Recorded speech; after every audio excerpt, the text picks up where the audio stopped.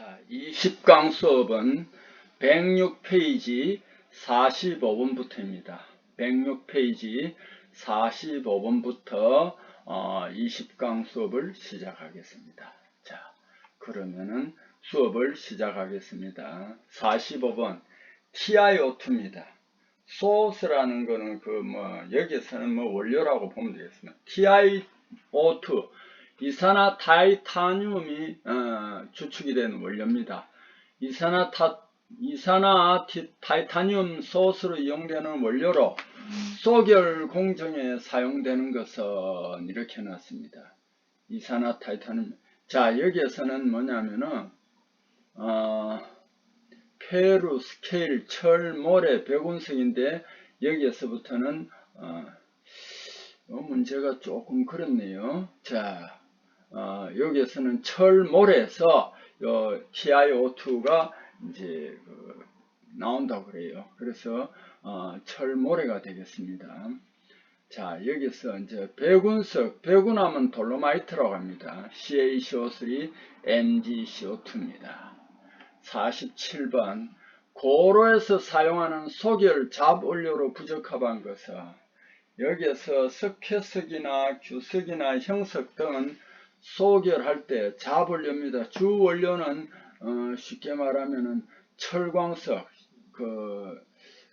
새로 이제 갖고 온 것입니다. 자, 여기에서 망간은 소결 잡원료로는 쓰이지 않습니다. 석회석이나 규석이나 형석이 잡원료가 되겠습니다. 자, 소결 원료를 한번 봅시다.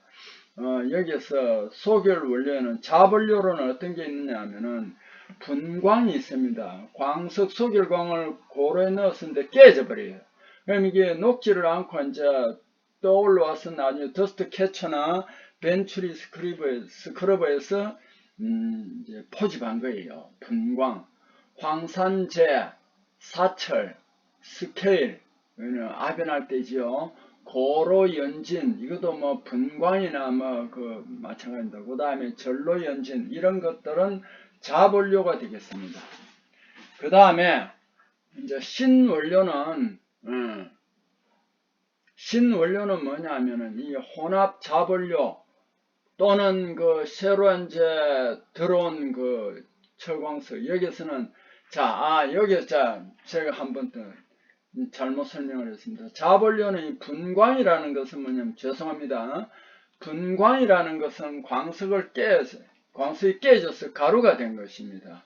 요거, 그 다음에 황산재, 사철, 스케일, 고로연진, 전로연진 이런 것들이 잡원료고요. 신원료라는 것은 이 혼합 잡원료에 석회석, 이제 요거 오늘 개념을 혼합 잡원료 위에 있죠. 여기에서 석회석을 가한 것을 우리는 신원료라고 합니다. 신원료. 전원료는 뭐냐면은 배합원료, 신원료의 반광 및 분코스커스 같은 걸 몽땅 합친 것입니다. 그래서 여기에서 우리가 개념을 잘 알아주셔야 됩니다. 49번 소결 진행 속도가 원만하게 이루어지기 위한 조건이 아닌 것은 했습니다. 통기성이 좋으면 소결 진행 속도가 원만하게 이루어집니다. 반광을 핵으로 화학적 반응할 것. 즉 무슨 말이냐면은 이제 소결을 해가지고 이제 큰 덩어리를 냉각을 시켜서 깼습니다. 채로 쳤을 때 6mm 이하 이런 가루가 또 나왔어요. 이건 소결을 했는데도 가루가 됐어요. 그래서 이걸 어떻게 하느냐 하면은 여기 이제 소결할 때, 그래도 요거는 소결하는 원료 중에서는 반환광석이 크기가 제일 커요. 이 반광을 중심으로 가루들이 달라붙어야 돼요. 그래서 반광이 어느 정도는 소결할 때 있어줘야 됩니다. 그래서 여기서는 반광을 핵으로 화학적 반응할 것 맞습니다. 소결 때 폭이 두꺼우면은, 쉽게 말하면 청후가 두꺼우면은 진행 속도가 원만하게 이루어집니다. 그런데 점화, 전후, 부합이 동일할 것. 부합이 동일하면 안 됩니다. 이게 이제 점화해가지고 갈 때 이제 압력에 따라서 이제 불길이 밑으로 들어가고 이렇게 합니다. 그래서 부합을 동일하게 해서는 안 됩니다. 다시 한 번 더 부합을 설명하면은 물체 표면에서 물체 흡인 방향에 가하는 수직력, 흡인력입니다. 이게 이제 쭉 이제 불꽃이 밑으로 들어가기 때문에 부합이 달라져야 됩니다. 자, 107페이지로 넘어가겠습니다. 고로 조업할 때 소결용 주 원료로 사용되지 않는 재료는 사철입니다. 분광석, 백운석, 규석 등 이제 사철. 최근에는 이 사철이요, 소결 공정 생략한 파이넥스에 그대로 사용할 수 있습니다. 자, 53번. 소결광을 고로에 장입할 때 그 불순물을 슬랙으로 만들기 위해 석회분의 일부 또는 전부를 품은 것. 원래는 고로에서 철광석을 녹일 때 철광석, 석회석, 코크스를 넣어야 되는데 그럼 녹습니다. 그죠? 그런데 이 석회석은 어떻게 하느냐 하면은 왜 넣느냐, 불순물을 슬랙으로 만들기 위해서 넣는데 이 석회분, 그 중에서도 생석회가 소결광을 만들 때 거기에 들어가면은 생석회는요 자용성 소결광이라고 몇 번 설명, 스스로가 발열 반응을 합니다. 발열 반응. 그러니까 열을 또 더 내뿜으니까 광석이 더 잘 녹도록 해주겠죠. 그래서 이걸 자용성 소결광이라고 합니다. 자용 소결광은 소결광에 이 생석회를 함유합니다. 요거는 실기에도 굉장히 잘 나옵니다. 자용성 소결광이 뭐냐, 요렇게 바로 단답형으로 써라 이렇게 넣는데, 그럴 때는 어떻게 하느냐, 소결광에 생석회 함유한 광석 요렇게만 해도 맞아요. 근데 요거 함유하며 맥석을 이거 이제 석회석은 슬랙으로 만들어줍니다. 그 다음에 석회석이 아니고 요 생석회는 뭐를 해주느냐, 발열 반응을 한다. 굉장히 중요합니다. 이거는 이론도 중요하지만은 실기 시험에서도 굉장히 중요합니다. 55번. 자철광 소결할 때 연료가 적게 드는 이유는, 자철광은 Fe3O4입니다. 왜냐하면 그 안에 산화철 FeO가 있기 때문입니다. 자철광은 Fe3O4죠. 그죠? 이런 분자식도 써라 하는 문제가 나옵니다. Fe3O4 자철광. CO와 반응해서 요 FeO가 됩니다. C는 CO2가 되고, 그래서 FeO가 되어 Fe로 환원되기 쉽습니다. 일단은 철광석을 녹일 때 환원 반응이 일어나는데 최종적으로 이 CO와 반응하여 뭐가 되느냐면 FeO가 되기 때문입니다. 그래서 연료가 적게 든다 하는 것도 꼭 알아두세요. 그래, 이 CO라는 자체가 발열 반응을 또 합니다. 자, 57번.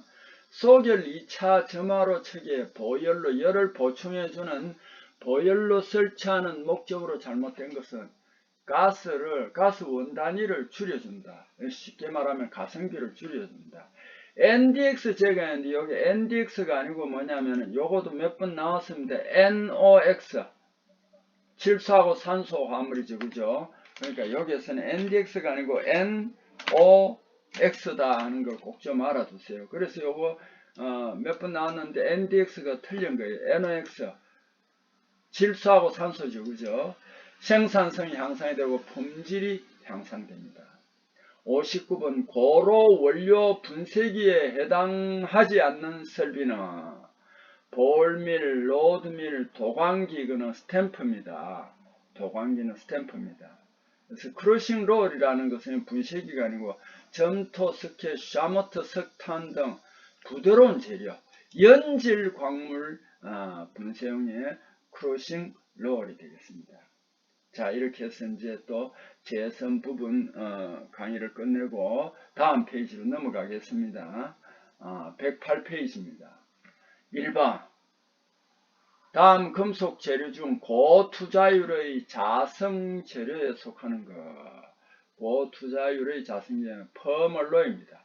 이건 쉽게 말하면 연질 자성 재료에 해당하는데 SI 강펌, 펌로이, 샌더스트, 알펌, 퍼맨드. 근데 이거 다 그거는 기억하는 SI가 뭐 퍼물로이 샌더스트 요 정도까지는 여러분이 꼭 좀 알아두세요. 자, 여기에도 이 자성 재료도 그 실질적으로 기본적인 공부를 하면 굉장히 시간이 많이 걸려요. 자, 우리는 지금 여기 주가 재선 과목이기 때문에 이 재료는 요런 정도로 알아두시면 되겠습니다. 그 다음 경질 자성 재료, 단단한 자성 재료는 알리코, 페라이트, 히토류계, 네오디뮴, 여기 네오디뮴입니다. 같은 말입니다. 네오디뮴, 여기 네오디뮴입니다. 여기 경질 자성 재료도 자주 나온다 하는 거 알아두세요. 그 다음에 3번 고강도 초초두랄루민 알루미늄 합금입니다. 자, 여러분 항공기 재료는 많이 보잖아요, 그죠? 알루미늄이 비중이 2.7이에요. 철은 7.87이에요. 그러니까 알루미늄이 철보다 한 3분의 1 정도 가볍습니다. 근데 항공기는 공중에 뜨니까 가벼워야 되잖아요, 그죠? 그래서 알루미늄 합금을 쓰는데 가볍기만 했어도 되는 게 아닙니다. 강도가 높아져야 됩니다. 비중이 높은 게 아니고 강도가 높아져야 됩니다. 그래서 알루미늄에 구리와 주로 마그네슘 이런 걸 주로 넣습니다. 그게 이제 두랄루민인데 이거는 비중에 비해서 강도가 높기 때문에 비강도가 높다고 합니다. 그러고 부식이 잘 안 되고 그래서 항공기 재료로 많이 씁니다. 여러분 항공기가 저 공중으로 날고 하면은 습기에 많이 노출됩니다. 그 부식이 많이 되는 재료를 사용하면 안 됩니다. 그래서 두랄루민인데 강도를 아주 더 높인 게 초두랄루민이 있고 초초두랄루민이 있습니다. 이건 강도가 굉장히 높아요. 그래서 이거는 알루미늄에 뭐냐 하면은 쉽게 말하면 요 초초두랄루민은 영어로는 ESD라고 합니다. 엑스트라 슈퍼 두랄루민. 그래서 굉장히 강하다 이런 뜻입니다. ESD고 그 다음에 이거는 보통 다른 항공기 재료는 알루미늄 구리 마그네슘계인데 여기에는 구리 대신 아연이 많이 들어가 있습니다. 알루미늄 아연 마그네슘계입니다. 초초두랄루민은. 그래서 이게 강도가 굉장히 큽니다. 그런데 우리 이런 게 있잖아요. 모든 게 다 완벽한 건 없잖아요. 완벽한 건 없잖아요. 그죠? 그러니까 강도가 굉장히 높으면 공중에 이렇게 날아다니면 부식성이 좀 떨어집니다. 그래서 요거는 구리 대신 지금 아연이 주성분으로 들어갔기 때문에 이걸 특히 ESD를 뭐라고 하냐면은 아연 두랄루민이라고 합니다.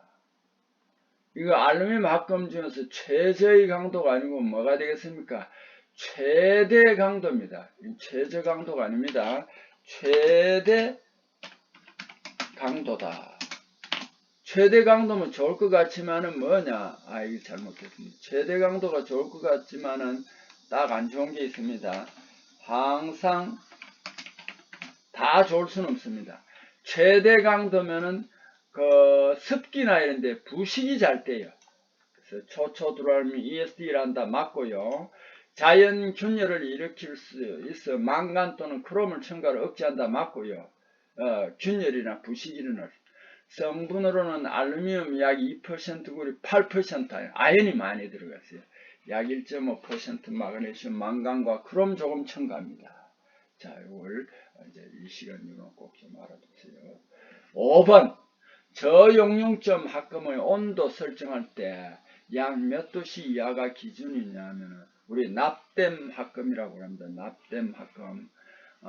여기에는 몇 도로 나왔냐면 250도씨 이하라고 하는데 이 온도나 숫자 같은 거 여러분 너무 거기에 어떤 틀에 고정이 되면 안 됩니다. 뭐냐면은 온도나 이런 거 탄소 퍼센트 이런 거는요 재료를 실험하거나 뭐 어떤 상황에 따라서 조금씩 변화가 있습니다. 가령 예를 들면은 순철의 용융온도가 1539도라고 되어 있는데 어떤 책에는 1538도 어떤 세계는 심지어 1537도라고 되어 있습니다. 예를 들어서 그게 틀린 게 아닙니다. 우리는 다만 뭡니까? 금속 재료에 있는 책을 기준으로 해서 순철의 용융온도가 1539도다. 이런 식으로만 기준을 정한 것 뿐이지 딱 그게 금과 옥조처럼 맞은 거는 아닙니다. 저용융지음학금은 보통 주석을 기준으로 합니다. 232도 여기 기준입니다. 근데 232도 기준인데 여기에는 250도씨입니다. 또 정확하게 말하면 주석의 용융온도는 232도가 아니고 231.9도라고 해놓은 데도 있습니다.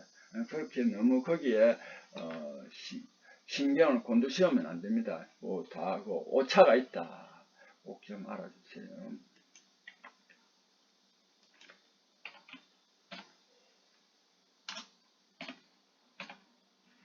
자, 묘는 이제 이렇게 됐고요. 그 다음에 7번 공구용 재료로서 구비해야 할 조건으로 적합하지 않은 것은, 공구용은 강하고 공구를 쓰다가 강해야 됩니다. 떨어지면 깨지면 안 되겠죠.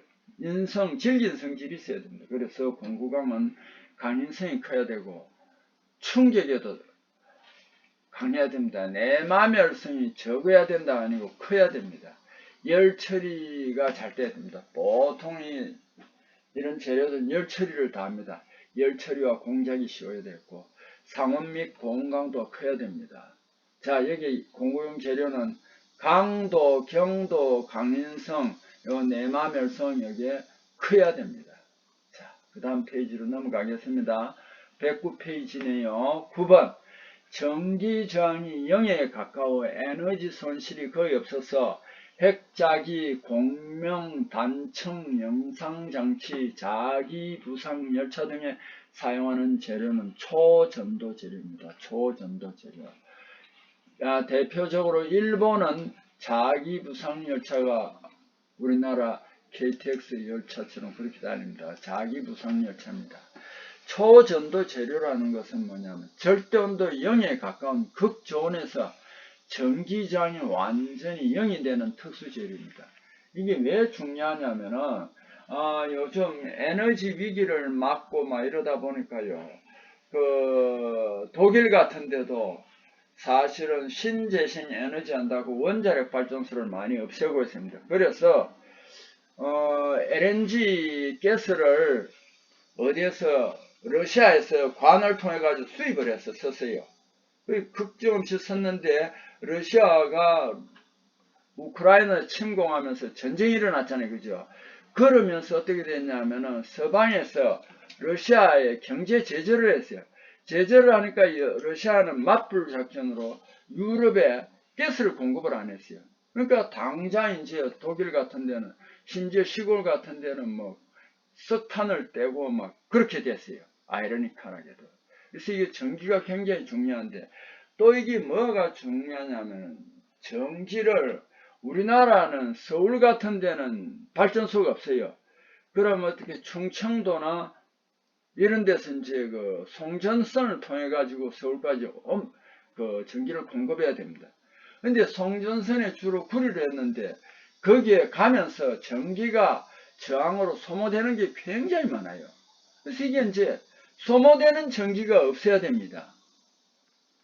그래서 이게 세계 각국에서 개발했는데 저는 그저께 여기 이제 구글에서 한번 본 적이 있는데요. 그래서 이제 선진국에서는 빨리 했고 우리나라에서는 늦게 LS 산전이라는 회사에서 그 기술을 배우기 위해서 다른 나라의 장비라도 좀 구입하자 그러니까 우리나라를 무시를 했답니다.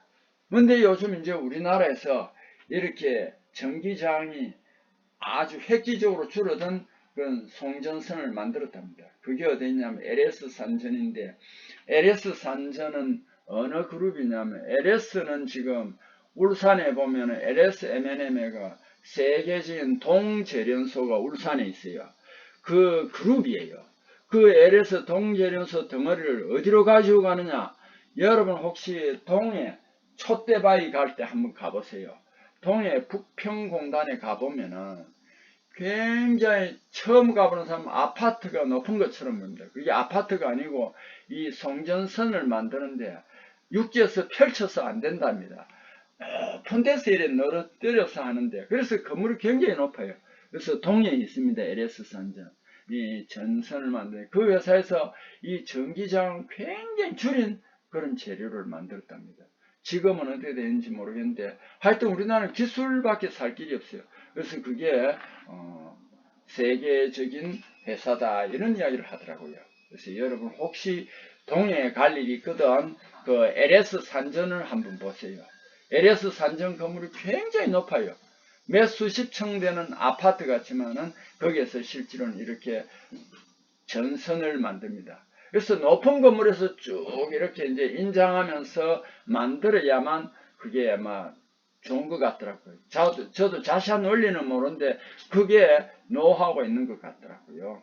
자, 11번 FEC 상태도상에 나타나는 퀴리점은 무엇을 뜻하는가? 자기 변태점입니다. 퀴리 부인 있죠? 이 퀴리 부인은 폴란드 사람인가 그런데 프랑스의 망명을했어요 옛날에. 근데 이 퀴리 부부하고 그 딸 사이 그 집안에 정확하게는 모르는데 아마 노벨상을 받은 사람이 5명인가 뭐 이랬다고 그래요. 내가 보건대는 아마 그 가문이 정말 유명한 가문인 것 같아요. 이 퀴리 부인이 만들었다 해서 그 퀴리 포인트라고 합니다. 자기 변태점입니다. 퀴리 변태점은 퀴리 포인트라고 하는데 강자성체입니다. 철, 니켈, 코발트 이게 자기비 파괴할 때 쓰이는데 여기에서 일어나는 자기 변태점입니다.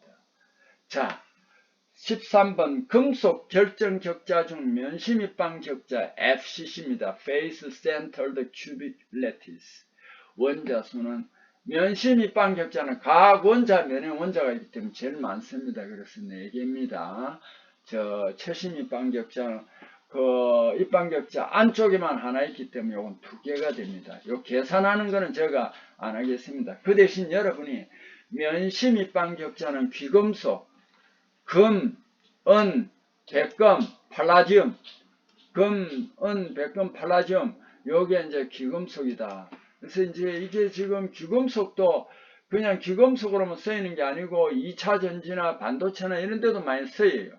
그래서 보니까 이 팔라디움 같은 것도 굉장히 귀한 모양이에요. 그래서 LS M&M에서는 이게 이제 기술인데 그 구리를 녹일 때 이제 기술에 따라서 금이나 음은 많이 나와요. LS M&M도 많이 나오지만은 울산에 가면 고려 아연 거기서도 금을 많이 생산하고 특히 구리를 많이 생산해요. 그런데 이 LS M&M에서는 원래부터는 이 귀한 팔라디움 이것도 생산하는 그 설비를 만든다고 그러더라고요. 이 귀하기 때문에 많이 생산을 안 해도 아마 이게 좋은 것 같더라고요. 흰색 금속 니켈, 납, 알루미늄 요거도 저 면심입방 격자입니다. 자, 면심입방 격자는 요런 게 있다는 거 여러분 평소에 항상 알아둬야 됩니다. 그 다음에 뭐 칼슘이는 이리디움, 세륨 요거 놔놓고 순철 중에서는 감마 고용체, 오스테나이트 요게 면심입방 격자다. 적어도 요 정도는 여러분이 확실하게 알아둬야 됩니다. 그래서 FCC 배수는 12개고요. 원자 충진율은 여기 좀 많이 들어있으니까 74%. 단위 격자 원자 수는 4개가 됩니다. 배수라는 건 여기 나오는데 뭐냐 하면은 한 원자가 있으면 그 주변에 이웃하는 그 원자를 말합니다. 그게 배수라고 하는데 12개입니다. 제일 많습니다. 최신입방 격자는 BCC입니다.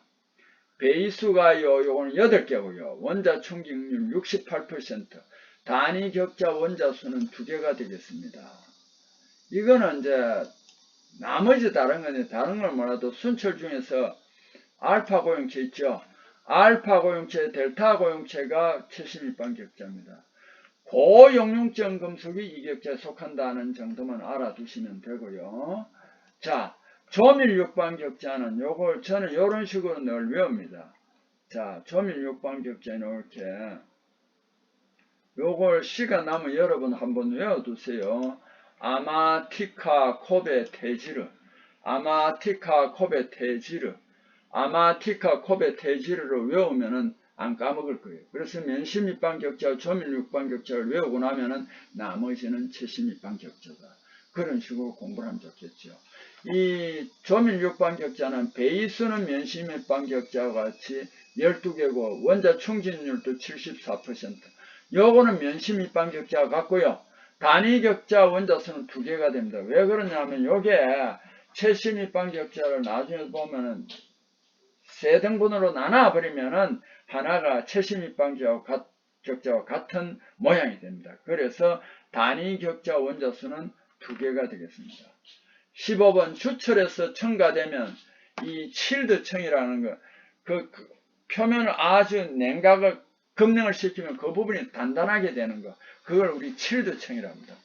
차갑게 하면 전부 다 단단해지거든요. 칠드청 얇게 하는 원소에 해당하는 것은 이렇게 나왔습니다. 여기에서는 뭐냐 하면은 탄소와 코발트는 얇게 하고요. 반대로 여기 깊게 하는 거, 요거는 알아야 되겠죠. 황, 바나지움, 크롬, 망간이 들어가면은 칠드청을 깊게 한다 하는 거 알아두세요. 자, 요게 20강 수업을 재료 15번까지로 마치겠습니다. 여러분 수고했습니다.